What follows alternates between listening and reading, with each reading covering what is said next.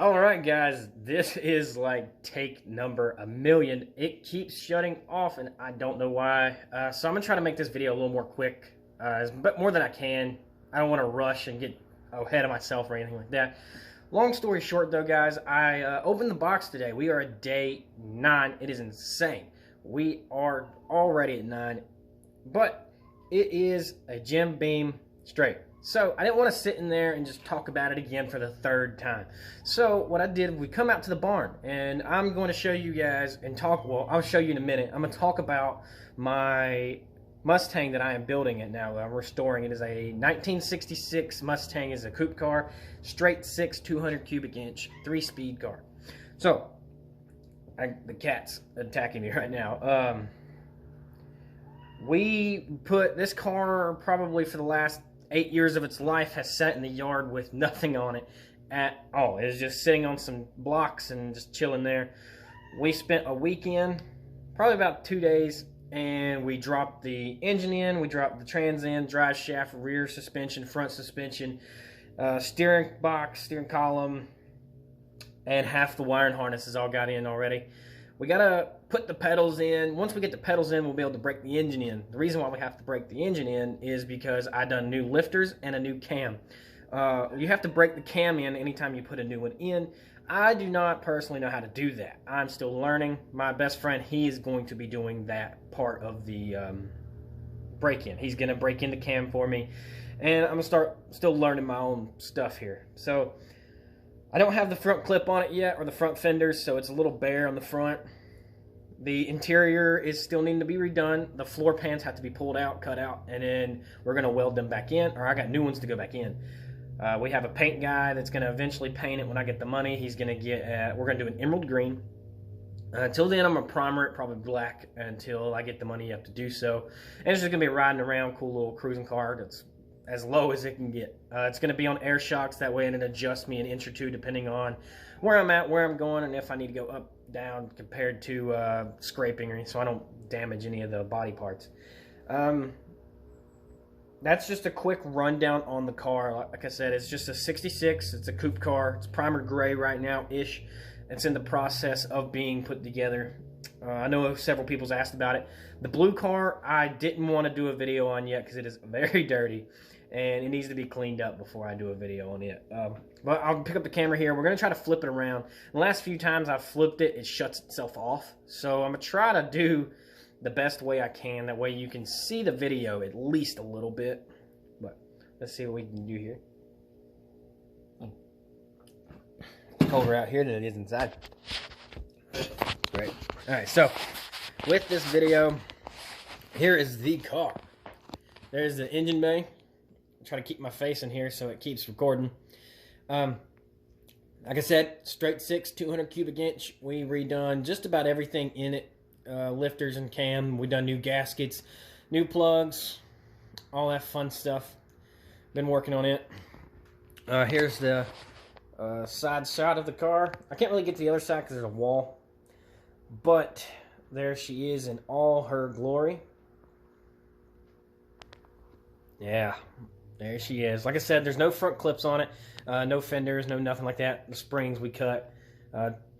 But there she is. I know several of you guys have requested to see it.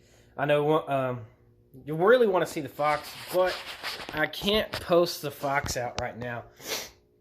If I do that, it's going to be dirty, and I don't want you guys to have to look at my dirty little car because I'm lazy and didn't maintain it.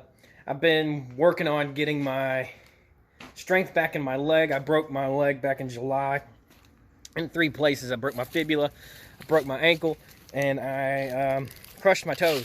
So, or the bones in my foot, not my actual toes. That's where, and ever since then, I was in a boot and a cast and a splint and this and that. I've had 2 surgeries.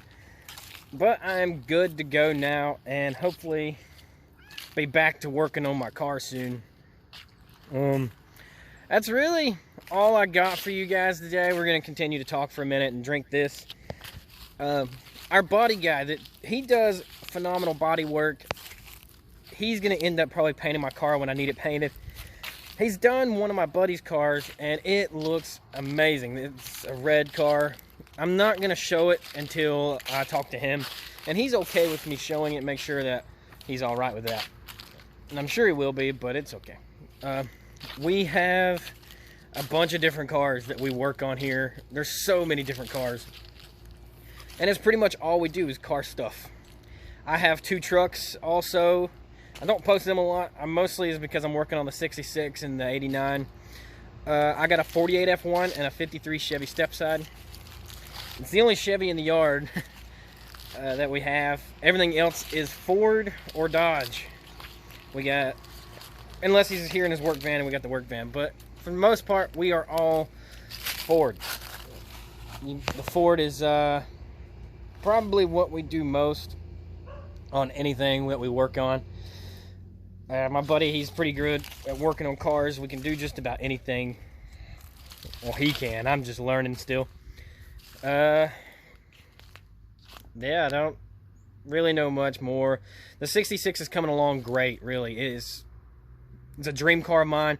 It used to sit right back there beside the barn forever. And I finally talked him into it, letting me buy the car and restore it and put an engine in it and get it going and driving again.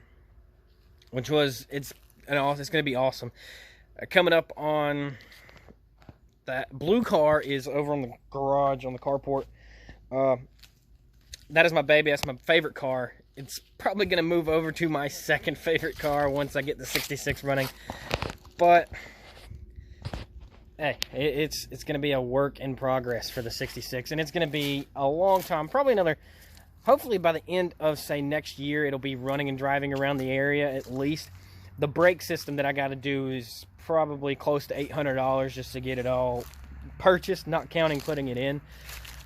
So with that's kind of more tedious when it comes to the brake lines and getting everything ran into the right spots. We was working on his restoration that he's doing on his 63, and the brake lines were just tragic. It was horrible to do. It wasn't too terrible, but it's not something that you want to continuously do all over and over again. So you want to try to get it right the first time. If not, then you got to start cutting them and fitting them and bending them and trying to get them in without cranking them and actually splitting them in half or something. But that's what it is, guys. You got to see one of my cars today. Maybe next time you'll get to see the blue car. I'll give it a bath or something when I'm not being so lazy all the time. Y'all guys have a great day. And hopefully y'all are getting done with all your Christmas shopping. And not wasting all your money away like I do. I'd buy whiskey and stuff.